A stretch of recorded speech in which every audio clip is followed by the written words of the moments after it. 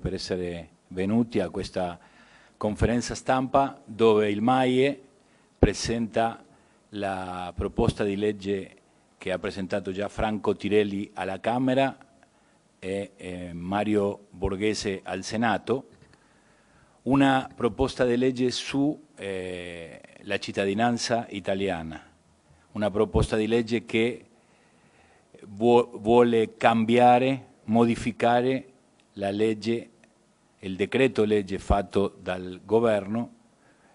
Noi veniamo di un congresso sulla cittadinanza dove abbiamo parlato praticamente tutto il giorno su questo decreto legge Tajani. Fino adesso nessuno, tutti si lamentano, tutti ci lamentiamo, però nessuno ha fatto nessuna proposta alternativa.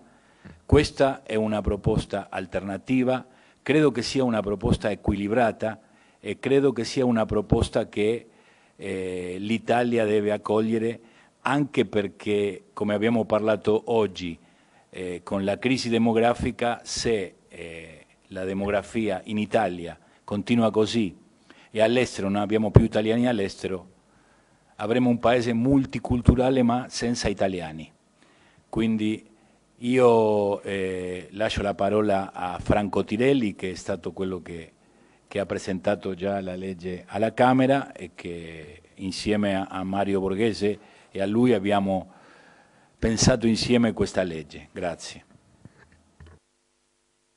Grazie Riccardo, buonasera a tutti. Il progetto è un progetto che abbiamo depositato la settimana scorsa, si sta pensando già dopo la sentenza della Corte Costituzionale di riformare questa legge di cittadinanza. Prima di tutto il riconoscimento della cittadinanza, l'acquisto della cittadinanza di tutti i cittadini italiani, il figlio e il nipote, in forma automatica e in forma diretta. Però non deve essere un cittadino nato in Italia né esclusivamente cittadino italiano, deve essere un cittadino italiano che può essere nato in Italia o all'estero, come era con la legge 91 del 92.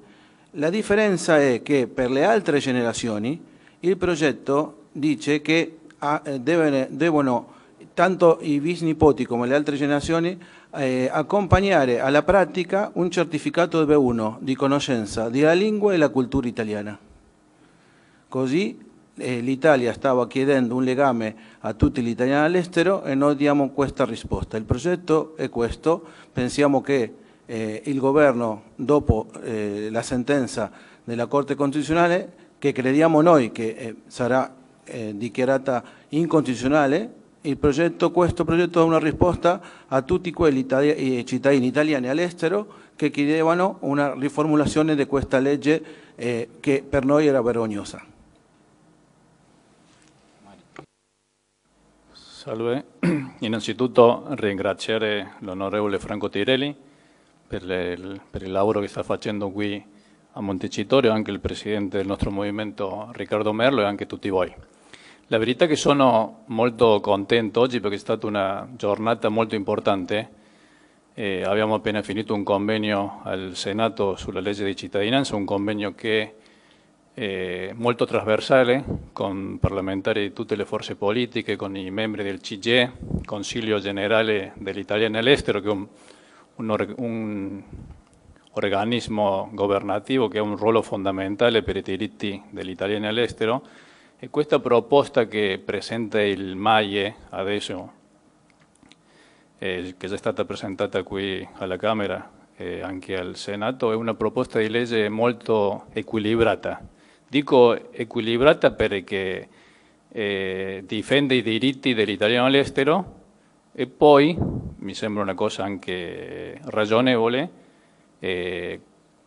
questo genuine che chiede la comunità europea, il famoso certificato di lingua B1 di lingua italiana, è una cosa molto positiva perché anche noi non dobbiamo dimenticare che c'è una rete all'estero di scuole bilingue, di scuole paritarie di istituti italiani di culture, di associazioni tante alighiere che promuovono la lingua italiana. L'Italia tutti sappiamo che non cresce come quello che crescono altri paesi. Io sempre faccio l'esempio della Spagna. La Spagna è un paese dove il prodotto lordo cresce, dove tantissimi italiani scelgono di vivere e lavorare in Spagna. Noi dobbiamo copiare quali sono i modelli che sono positivi nel mondo. Perciò io credo che è un'opportunità per l'Italia. Se l'Italia va bene, sono posti di lavoro per le nostre famiglie, per gli italiani che vivono in Italia, aumenta il prodotto lordo, aumenta il nostro Made in Italy, i nostri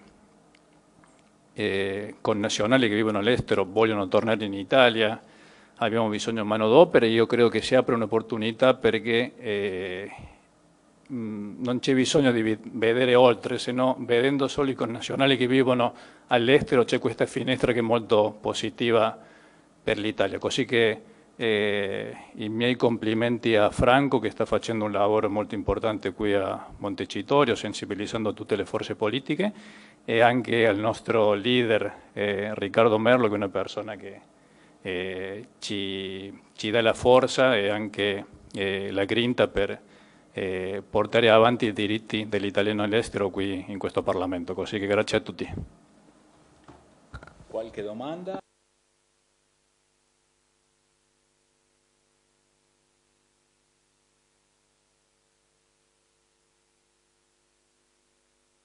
Scusate.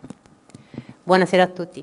Alla Continentale Europa Nord Africa del CGIE una dirigente dell'ambasciata a Berlino ha detto che in Germania la nuova legge di cittadinanza non ha provocato grossi disastri in termini di pratiche consolari, che i problemi maggiori li stanno avendo gli immigrati extraeuropei che sono diventati italiani in Italia e poi sono andati in Germania. Per loro e i loro figli soprattutto la legge attuale ha creato molti problemi. Come parlamentari eletti in Sud America, voi avete notizie di criticità a livello consolare, di pratiche, di connazionali che si stanno scontrando con questa nuova burocrazia? No, quel problema in Sud America no, il problema più grave adesso è con i minorenni, soprattutto con quella finestra che finisce al 31 maggio del 2026, che tutta la gente... Il problema più grave è che i consolati non ti registrano i minorenni perché ti dicono che c'è un errore, però non ti dicono qual è l'errore. Per quello la gente lo ripete 2 o 3 volte. Adesso stiamo lavorando e parlando con l'ambasciata, soprattutto in Argentina, per dirle l'ordine ai consolati di dire qual è l'errore, così non si ripete, perché il problema non sarà adesso, se no fra gennaio e febbraio, che mancherà poco per la fine, e la gente lì comincia una desesperazione che pensiamo che sarà preoccupante, perché tutti vorranno registrare i suoi figli e il consolato non lo può fare. Scusate, approfitto. Pensate di chiedere una proroga per la finestra? Okay. Lui. Ti volevo dire quello. Possiamo farlo, c'è un problema tecnico, possiamo farlo adesso in legge di bilancio o al 1000 proroghe, cose che stiamo valutando dove presentarlo. Non solo, sì, ma lo faremo. Non solo anche i neonati che hanno 12 mesi, vogliamo anche fare una proroga su quello e anche spostare quella finestra a quelli che sono minorenni oltre a maggio del 2026.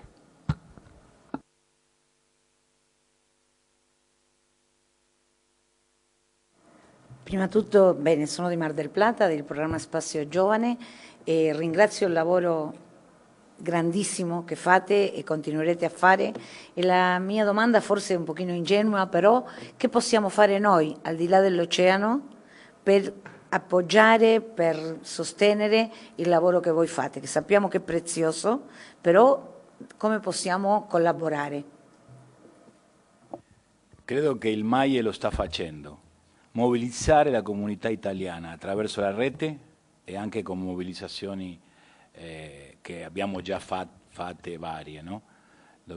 Questa è una battaglia che il MAIE non abbandonerà, perché noi non vogliamo un futuro di una Italia multiculturale senza italiani. perché se con questa legge più la tassa di crescita demografica in Italia, fra 300 anni non ci saranno più italiani. Quindi credo che la classe politica italiana lo deve capire. Questa legge, sebbene è stata presentata dal governo, quando uno parla in privato c'era una intenzione trasversale anche di mettere qualche limite alla cittadinanza. Noi sappiamo che la legge si doveva cambiare, ma non in questo modo. Ci voleva aggiornare la legge, ma non questa legge assolutamente limitativa, una legge ingiusta, una legge inopportuna per la questione demografica, una legge che praticamente non vede più in là di la politica di domani mattina. Io non so qual è poi il modo che è stato fatto, perché fare un decreto legge, un decreto di urgenza, dicendo che il problema era un problema di sicurezza nazionale, veramente non si riesce a capire perché l'hanno fatta così tanto velocemente e con le motivazioni che il governo ha dato.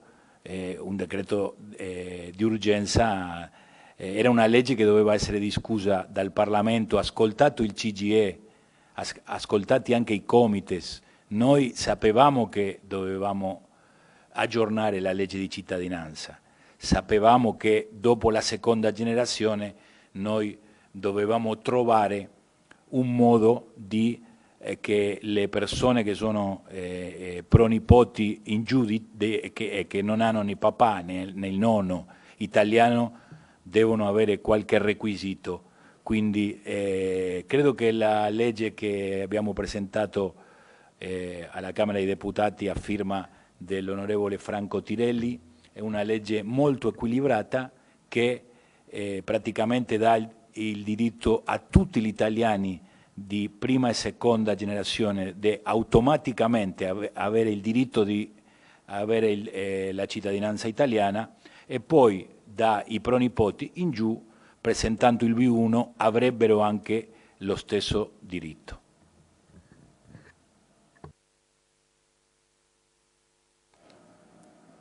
Vi sentite accompagnati dagli altri partiti politici e pensate che la diplomazia culturale appoggerà questo dell'esame B1 come fa con la naturalizzazione per matrimonio? Questo è il lavoro che dobbiamo fare adesso con la proposta di legge presentata. Già oggi nel convegno di oggi il Partito Democratico ha detto di sì, però dobbiamo parlare con tutti e dopo parlare con il governo. Però soprattutto questa legge, la proposta di legge, crediamo che, come ha detto il Presidente Merlo, soprattutto pensando nella sentenza della Corte Costituzionale, recupera diritti a quelli cittadini che l'avevano perso con questa legge.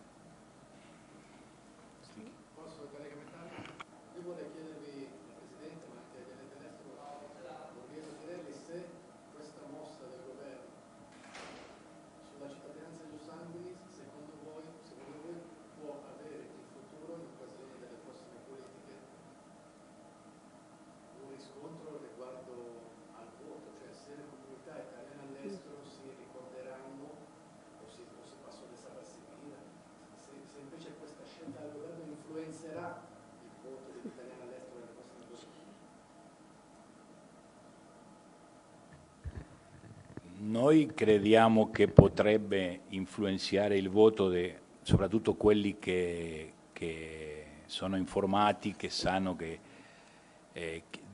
chi ha fatto questa legge, da dove è uscito, però poi bisogna vedere, no? Il voto, ogni votazione è una storia diversa. Comunque io credo che se tu ti riferisci al costo politico, credo che ci sarà un costo politico, soprattutto in alcuni paesi dell'America Latina, parlo di Centro America, anche di Sud America, no? Dove c'è anche in Nord America, dove c'è è incredibile, ci sono delle famiglie dove un fratello è italiano e l'altro non può essere. È incredibile cioè, perché qua, questo l'ha detto il vice segretario per l'America Latina Mariano Gazzola al convegno. Questa legge ha introdotto lo ius soli perché un italiano, se ha un figlio in Italia, è italiano. Se l'italiano ha un figlio fuori d'Italia, non è italiano. Quindi evidentemente c'è una parte almeno dello ius soli, un ius soli temperato, strano anche perché l'ha fatto un governo di centrodestra.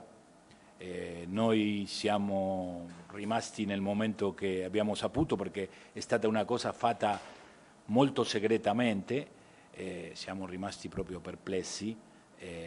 Adesso, oltre a lamentarci, abbiamo presentato una proposta alternativa e quando, speriamo, la Corte Costituzionale segnali le incostituzionalità, per esempio, dell'uguaglianza davanti alla legge o della non retroattività delle leggi, lì ci sarà la proposta nostra, che credo che può essere una base per cominciare a lavorare e per cominciare a dibattere con tutte le forze politiche, che la possono anche migliorare, aggiungere, togliere, però almeno c'è qualcosa già pensando al futuro.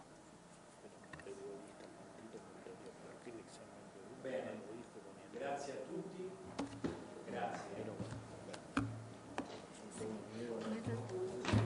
Nosotros en realidad no queríamos esto, te voy a decir. Son italianos, obviamente. Sí. Sí. Bueno, pero algo a los perros hay que darles, ¿no? Dicen, ¿no? Cuando te ladran, a los perros le tienes que tirar cuando te ladran.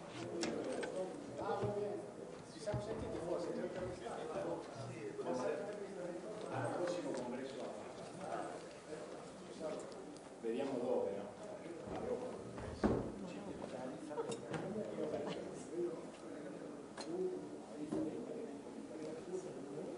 Sí.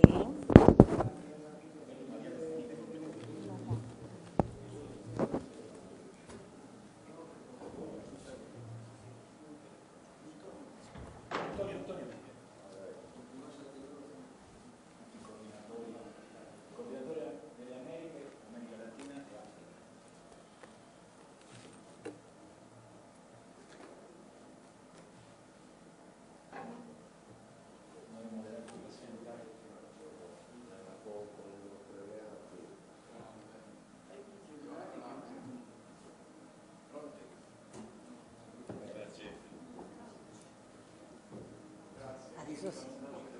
Grazie.